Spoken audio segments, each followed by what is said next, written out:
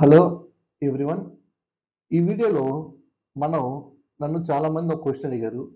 Sir మీకు information ఎలా తెలుస్తుంది? ఇప్పుడు టెస్టింగ్ మీద బయట కాల్స్ ఉన్నాయా లేవా? ఒకవేళ జావా మీద గానీ, డాట్ నెట్ మీద, డెవలప్స్ మీద ఇలా ఈ టెక్నాలజీస్ మీద మీకు కాల్స్ ఉన్నాయా లేవా అని మీకెలా తెలుసు సార్? మీకేమైనా ఇన్ఫర్మేషన్ ఇస్తున్నారా? లేదా మీరే ఏదో కావాలని చెబుతున్నారా? లేక ఇలా చాలామంది యూట్యూబర్స్ ఇలాగే చెబుతున్నారా? అనేది నన్ను క్వశ్చన్ రైజ్ చేశారండి. నేనైతే ఒక ఇన్ఫర్మేషన్ అనేది జెన్యూన్‌గా పాస్ చేస్తాను. ఎలా అంటే నేను 'అర్జున్ ఐటీ టెక్నాలజీ' అని ఒక ఇన్‌స్టిట్యూట్‌ని రన్ చేస్తానండి.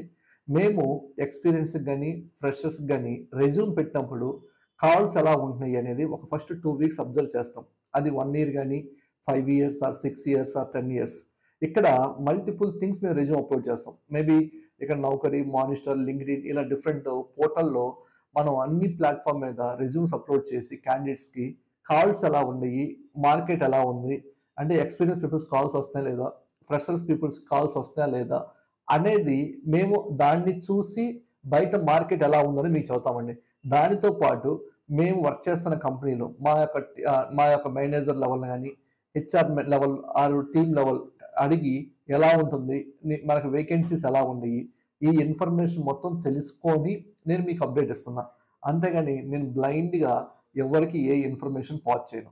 ఎందుకంటే బిఫోర్ థట్ నేను ఒక ఒక ఇన్ఫర్మేషన్ ఇచ్చేటప్పుడు దాన్ని ప్రాక్టికల్‌గా మేము ఇంప్లిమెంట్ చేసి కావాల్సి ఉందా లేదా అని చెక్ చేసి ఆ ఇన్ఫర్మేషన్ మాత్రం మీకు పాస్ చేస్తా.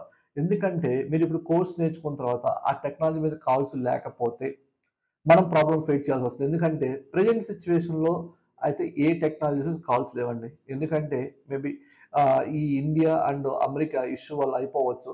మైట్ బి ఇన్ ఫ్యూచర్‌లో డెఫినెట్‌గా ఏ టెక్నాలజీ కాల్స్ పెరిగే ఛాన్సెస్ ఉన్నాయి కాబట్టి, మీరు నేర్చుకున్న టెక్నాలజీని పర్ఫెక్ట్‌గా ఆహ్, అంటే మేబీ ఇంటర్వ్యూ క్లియర్ చేయడానికి మాత్రమే దాన్ని యూజ్ చేసుకోండి.